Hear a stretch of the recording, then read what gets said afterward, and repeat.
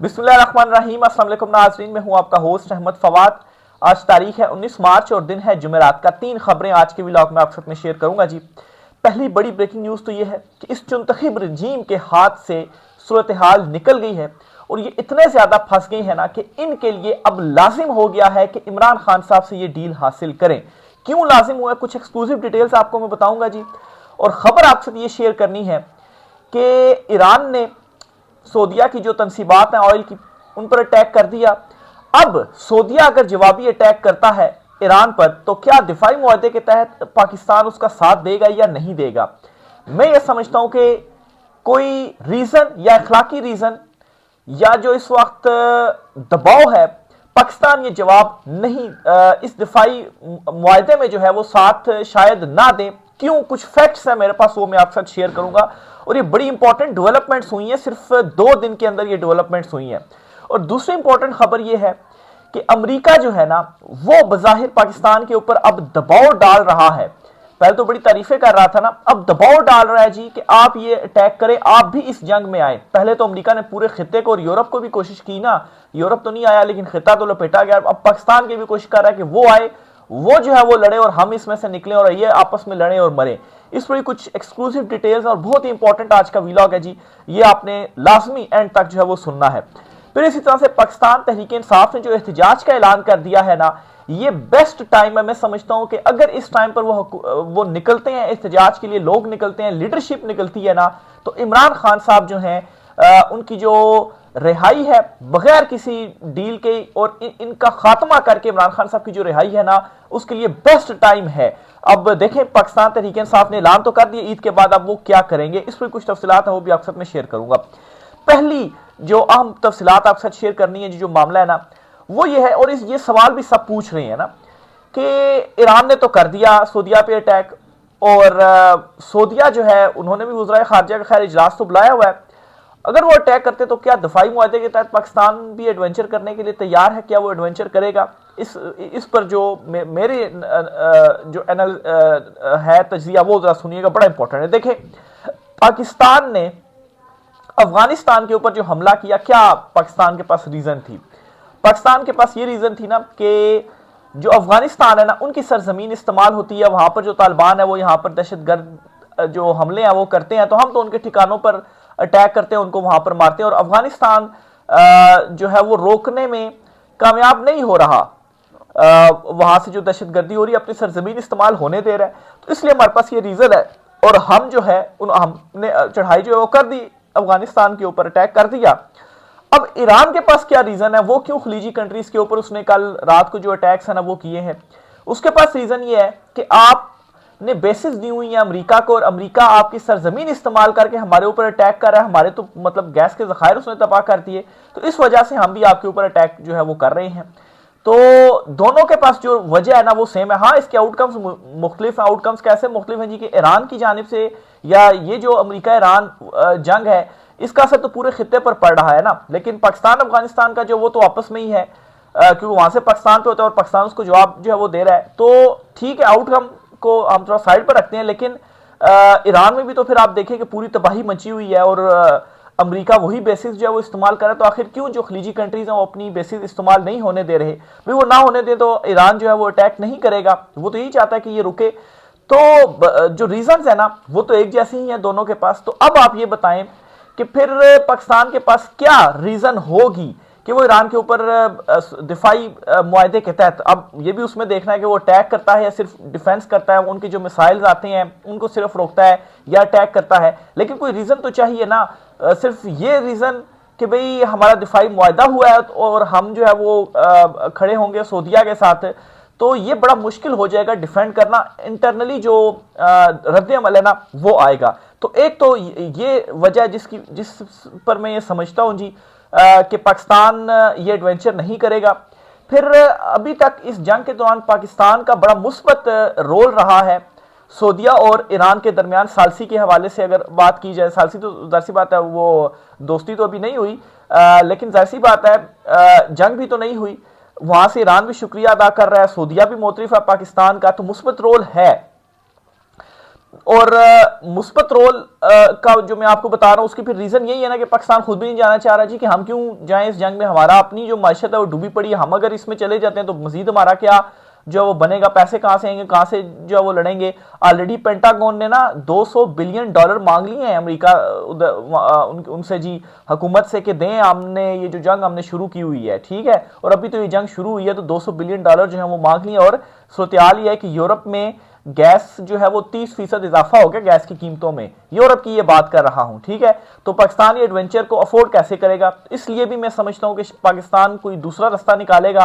और दूसरा रास्ता क्या वो भी बताता हूं। और फिर तीसरी इंपॉर्टेंट इसमें डेवलपमेंट ये हुई है जी कि खलीजी कंट्रीज जो है उनके अंदर भी ये सोच है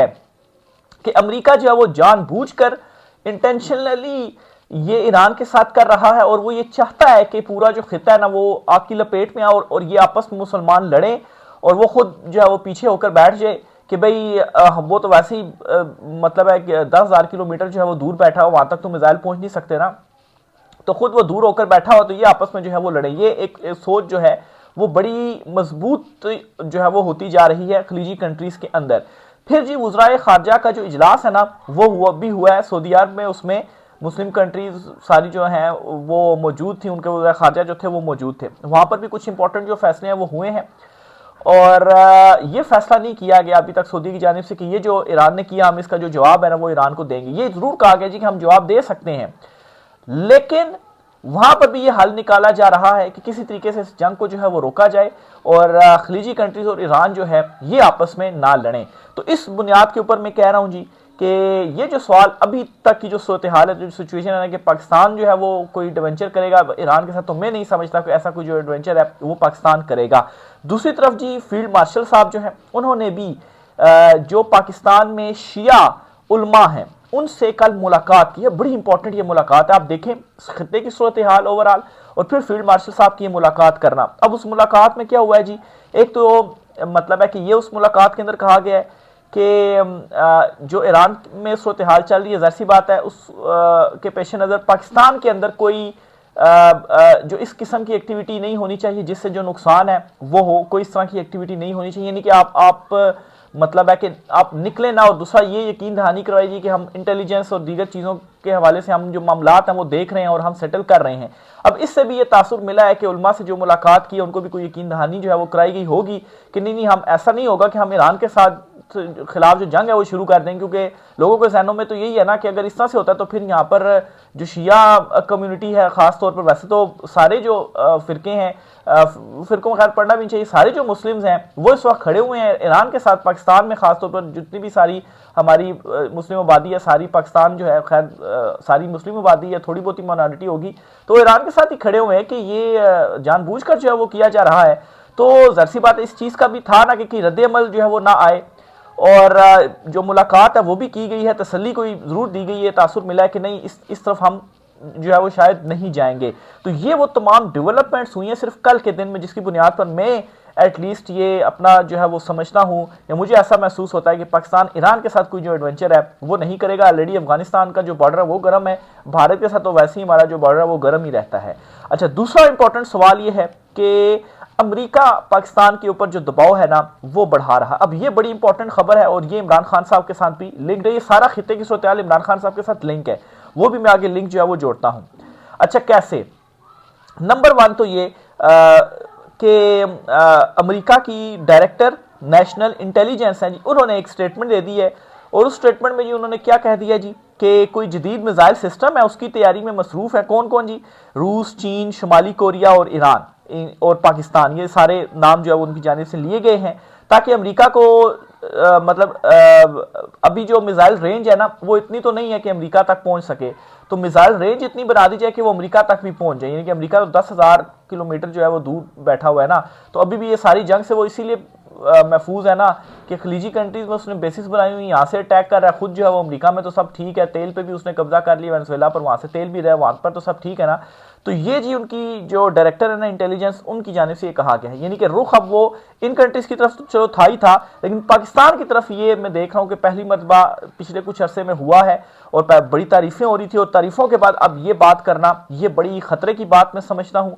और इसको बज़ाहिर मुझे ऐसा महसूस होता है कि ये भी एक दबाव डालने की कोशिश है कि आप भी इस जंग में शामिल हो, ईरान के ऊपर आप भी जो अटैक हैं वो करते हैं, आप भी इसमें शामिल हो, ताकि मतलब है कि या कोई बेस चेस जो है वो दे दें, हम भी यहाँ से जो है वो अटैक कर दें, ईरान को मतलब है ख़त्म करें और आप भी इसमें शामिल हो और खलीजी ममालिक भी। तो इस तरह से बज़ाहिर महसूस होता है। फिर एक और बात भी, खबर भी आपको देता चलो, यूएन का वफ्द कल अफगानिस्तान में पहुंचे, उस जगह पर जहां पर पाकिस्तान ने जो अटैक है ना, हमला जो है वो किया था। जाहिर बात है पाकिस्तान का जो क्लेम, अफगानिस्तान का जो क्लेम है, इसको हम साइड पर रखते हैं, लेकिन यूएन का वहां पर वफ्द पहुंचना, और फिर अब नजर ये रखनी है कि यूएन का वफ्द जो है वो स्टेटमेंट क्या देता है कि आप पाकिस्तान के हवाले से तो कोई मुखालफत में तो कोई वो स्टेटमेंट नहीं दे देता कि कोई पाबंदी ना लगा दे कि आपने ये कर दिया, आपने वो कर दिया, वहां पे आपने जो है वो आप तो ये कह रहे हैं लेकिन वहां पे आपने अस्पताल पर किया, या जो भी इस किस्म की अगर कोई स्टेटमेंट आती है, जाहिर सी बात है ईरान की ये डायरेक्टर इंटेलिजेंस की स्टेटमेंट देखें, और अगर यूएन की तरफ से भी इस तरह की कोई स्टेटमेंट आ जाती है, फिर तो ये पक्का जो है वो हो जाएगा कि वाकई अमेरिका से कोई जो दबाव है ना वो पाकिस्तान पर डाला जा रहा है, और इसकी वजह कि आखिर एकदम से क्यों चीजें तब्दील हो गई हैं, पहले तारीफें हो रही थी और अब जो है वो ये बातें की जा रही हैं। तो मौजूदा सिनेरियो में यही समझ में आती है जी कि हमें भी कहा जा रहा है जी कि आप भी एडवेंचर करें, जिस तरह से वो अफगानिस्तान वार में भी जो है वो घसीट लिया गया था, और अब जो है वो अब इसमें भी जो है वो आप आए। तो ये सारी सूरत हाल इस वक्त बनी हुई है, और ट्रंप तो वैसे ही पूरी दुनिया को शामिल कर रहा है ना जंग के अंदर। वो कहता तो है कि मुझे नोबल अमन इनाम जो है वो मिलना चाहिए। हुआ क्या जी, पूरे खलीजी कंट्रीज को उसने शामिल कर लिया, और ऊपर से यूरोप को कह रहा है जी कि आप भी हमारा साथ दें। यूरोप तो सारा खुद पीछे हो गया ना, और अब पाकिस्तान को भी वो कह रहा है, तो इसमें भी कोई चंबे की बात नहीं है कि वो पाकिस्तान को जो है वो नहीं कह रहा होगा, क्योंकि सबको उसने बीच में शामिल कर रहा है कि सारे आए और सारे जो है वो लड़े। तो ये जो सूरत हाल है वो बनी हुई है। अब पाकिस्तान जो है वो एक के लिए जो फैसला वो यहाँ पर बड़ा इंपॉर्टेंट होगा कि अगर फर्ज करें अमेरिका इस तरह से कर रहा है और अमेरिका की वो बात नहीं मानता, तो जाहिर सी बात है एक सपोर्ट तो मिली हुई है ना इस चुनतखब सिस्टम को, तो अगर वो सपोर्ट खत्म हो जाती है, वहां से प्रेशर बढ़ता रहता है, तो क्या सिस्टम सस्टेन कर पाएगा?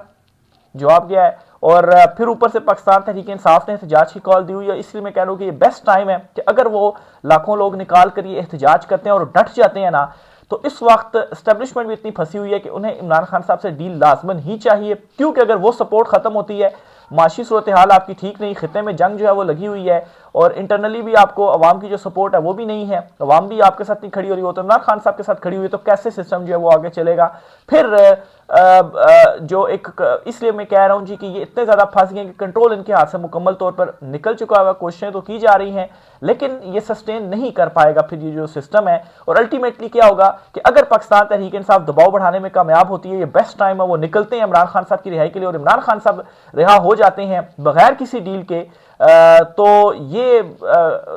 जो है वो इस सिस्टम की आप समझे कि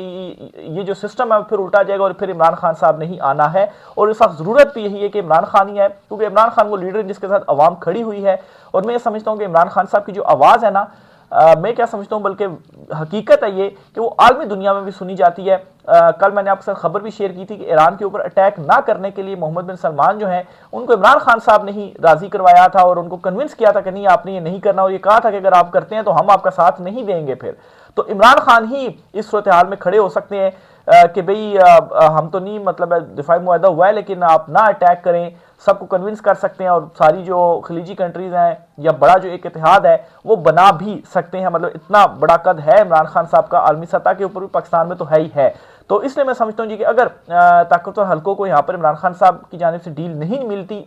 तो फिर उनको डर ये होगा कि जाहिर सी बात है अब इमरान खान आ गया तो हमें तो इमरान खान नहीं छोड़ेगा। ये जो जहाज शहाज तैयारी श्यारी लिए जा रहे हैं ना, ये भी शायद इसी वजह से लिए जा रहे हैं कि जब यहाँ पर सूरत हाल ज़्यादा बिगड़ेगी ना, तो फिर उसके बाद हम भी हसीना वाजिद की तरह इसी तैयारे में बैठ कर तो उड़न छू हो जाएंगे। पायलट भी जो है वो बाहर के मुल्क के रखे हुए हैं, इधर के नहीं रखे, वो बाहर के मुल्क के रखे हुए हैं कि वो पायलटों के साथ जो है वो हम जो है वो निकल जाएंगे। लेकिन खैर आप बेशक पाकिस्तान से निकल भी जाए ना, तो बाहर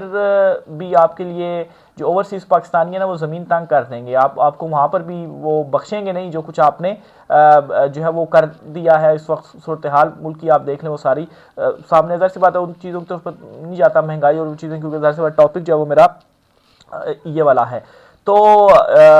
इस वजह से मैं कह रहा हूँ जी कि अगले 60 दिन या आप यूँ समझें कि ईद के बाद जो एक महीना है ना, एक महीना ये बहुत इंपॉर्टेंट है। पीटीआई को पूरी तैयारी के साथ, पूरी प्लानिंग के साथ बेस्ट टाइम है वो आए और आ जाते हैं ना, तो जो आलमी सूरत हाल है इस रजीम के ऊपर मजीद प्रेशर बढ़ेगा और इनका जो तख्त है ना, ये शहबाज ये सब फारग होंगे और इमरान खान साहब, या फारग नहीं भी होते तो इमरान खान साहब की जो रिहाई है ना वो फिर करनी ही करनी पड़ेगी, क्योंकि फिर जाहिर सी बात है जब आपको सपोर्ट नहीं होती ना, तो जो कुछ आपने पहले किया है ना वो फिर आप दोबारा नहीं कर पाएंगे, क्योंकि बहुत बड़ा जो रद्द अमल है ना वो फिर अंदर से आएगा। तो ये जी आज कुछ आम दिन तफसीलात हैं, इस वाले से मजीद जो भी होता है आपसे चीज़ें शेयर करते रहेंगे जी। राय का इज़हार कीजिएगा। आज की व्लॉग से इतना ही, इजाज़त दीजिए, अल्लाह हाफिज़।